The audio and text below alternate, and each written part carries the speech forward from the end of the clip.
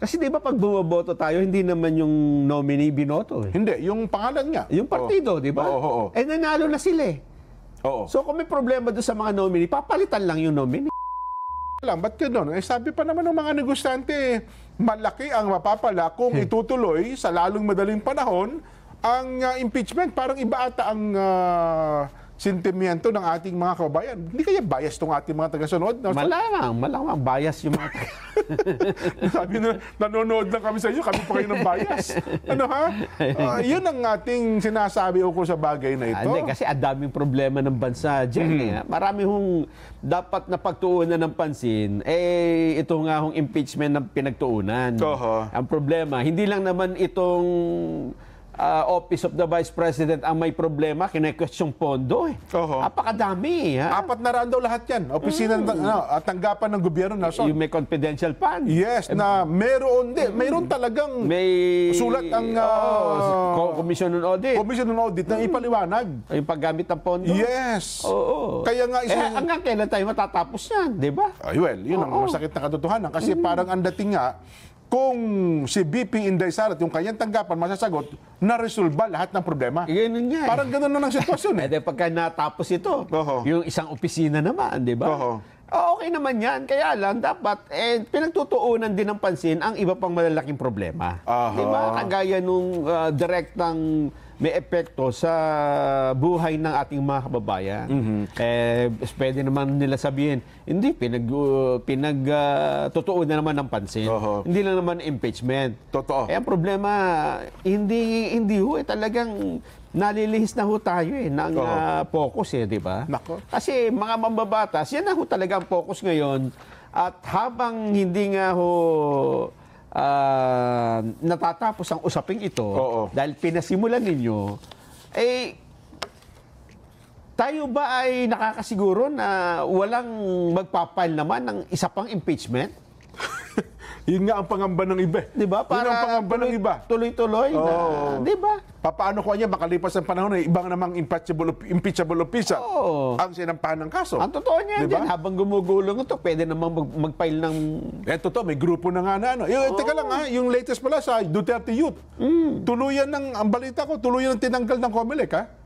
Sino? Yung Duterte Youth sa listahan ng mga party list group. Yung grupo? Yung grupo. Di ba dapat meron silang 3? Ayaw ko lang pakicheck niyo po. Mukhang may latest decision ng COMELEC ukol doon sa kanilang petisyon. Di ba dinidisqualify sila? Dahil? Hindi sila napukrame. Nanalo, di ba? Ang alam ko dyan, yung dahil lang sa maling paggamit ng pangalan?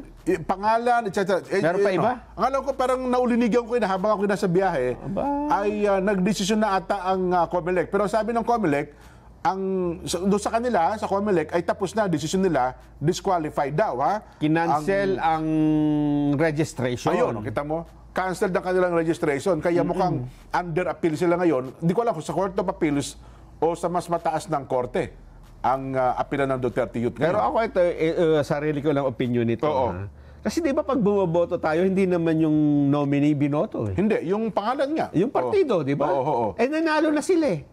So kung may problema doon sa mga nominee, papalitan lang yung nominee. Hindi, ang sinabi nga nila, nanalo yung partido, pero yung mga tao ata ang may question. Hindi ko alam kung anong technicality nila eh. Kaya, ngayon, disqualify eh. Kinakancel yung kanilang Di ba?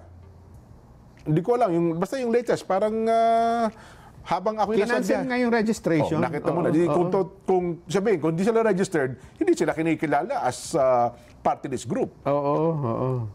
Ang ginawa nga nila, dinisqualify si Cardema as nominee. Dahil doon, hindi ko naman kabisado ito, ha? Mamaya siguro. Ihabol natin, tingnan natin kung ano magiging sitwasyon sa bagay na yan. Kaya alam mo, Nelson, dito sa puntong ito, ako ay hinayang na hinayang. Alam mo saan? Sa messaging. Kaya nga kung nagkakagulo ngayon doon sa Presidential Communications Office, nakakapanghinayang kasi ito yung pagkakataon na kinakailangan maraming ipaliwanag ang ahensya ng pamahalaan. Sapagkat, nahaharap tayo sa impeachment. Ang daming problema ng ating bansa. Tapos sa labas ng ating bansa ay marami din ang problema. Kaya mahalaga sana ang messaging mula sa Palasyo ng Malacanang, Nelson, na may kapaparating. Ang problema, ang naibabalita natin sa kanila, ay yun nga, nagkakagulo ata dyan sa bahagi ng Presidential Communications Office. Sila mismo. Sila mismo. Ilan lahat yung nag-resign? 17 yata. 17 taon. Di ba kahapon na ibinabalita natin? Oh. Eh, baka sabihin nila, hindi naman naapektuhan ng messaging. Tuloy-tuloy pa rin naman. Gaya kanina, humarap naman sa press con si Yusek Claire Castro. Pero ibig ko sabihin, ibang mga sangay. Kasi maraming sangay na hawak ang Presidential Communications Office na ang layunin talaga ay messaging sa ating mga kababayan. Di ba? Oh.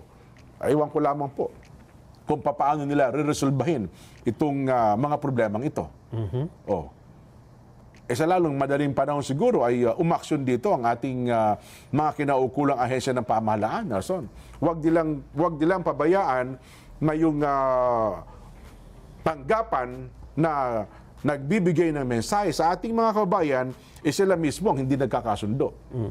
Ayun lang naman ang mapupuna ko. Sayang, kasi tayo na sa media, yan ang agi nating hinahanap, di ba? Na tama ang mensahe at ang mensaheng ito nakakarating sa lahat ng ating mga kababayan.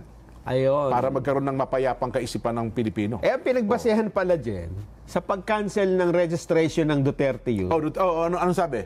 ay yung isa pang petisyon na ipinal noong 2019 pa.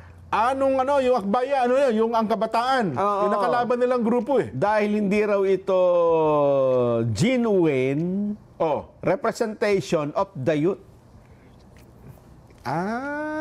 Okay. They also claim that the group failed to meet requirements of publication and public hearing. Pakatagal na pala nun. 2019. Kaya nga sabi nila dyan, kino-question nila, 2019, nakaupo na nga yung aming isang representante. Nanalo na. Nanalo na nga eh. Tapos ngayon, nanalo pa ng mas maraming boto. Tatlo ang representante dapat pumasok sa kanila. Tatlo. At nakatanggap sila ng boto ng mahigit 2 milyon, Nelson. Kaya kung tatanggalin yung kanilang grupo, malaki ang epekto doon sa kabuuan ng bumoto ng party list system. Yun nga. Ang tanong nila dyan, aakyat ba yung o magdadagdag doon sa mga nanalo ng 2, maging 3 ba? Kasi minus 2 million eh. Ang bilangan kasi sa party list, total vote cast, hindi individual, kundi sa kabuuan ng bumoto sa party list. Totoo, malaking pagbabago yan. Ayun. Buti sana kung ang dadagdagan nyo, puro sagip, gagawin yung 3. Malaking problema ito. Hindi ko alam kung paano re-resolvehin ngayon yan. Well, ako naniniwala, kayang-kaya naman ng COMELEC yan na resolvehin kung talagang totally wala na yung Duterte Youth. Pero under appeal, pwede pa rin silang umapilan. Pwede pa naman. Ayun. Supreme Court na ito. Kung maghahain sila ng petisyon sa Supreme Court. Ayan. Anyway, ano pa ang mga mainit nating balita? Itong tungkol sa Israel, Jen. Teka lang, yung ating mga congressman, nakauwi na ba? Di ba kahapon, ang balita natin ay mga mayor. Yes. Diyan sa Tacloban. Sa Eastern Visayas ba yun? Samar. Ganun ba? Mga mayor ba ni Speaker Martin ang nandun? Oo. Ganun ba? Hindi ba binasa ko kahapon? Yung mga pangalan? Ngayon pala ay meron din di umano na mga congressman ang yun na nga sinasabi. Kaya lang may mga pahayag ang House na wala silang makumpirma na may congressman na na-stranded sa Israel, naipit. Gano'n. Okay. Nakita ko kanina yung sinasabi nung Sergeant si Reginald Velasco. Reginald Velasco. Na may mga nagpaalam pero parang hindi tumuloy. So walang katiyakan kung talaga naipit sila doon. Walang katiyakan na meron pang naiwan nandong congressman. Pero ang sigurado yung mga mayor nandoon, naipit sila. Kasi yung mga mayor ang humihingi ng tulong. I-rescue na sila ata doon. Makalabas sila ng Israel. Pero yung member ng House of Representatives, wala pang assurance. Wala. Kung talagang mayor. Sabi kasi parang 2 o 3 eh. Sabi ay party list daw nandun. Party list representatives.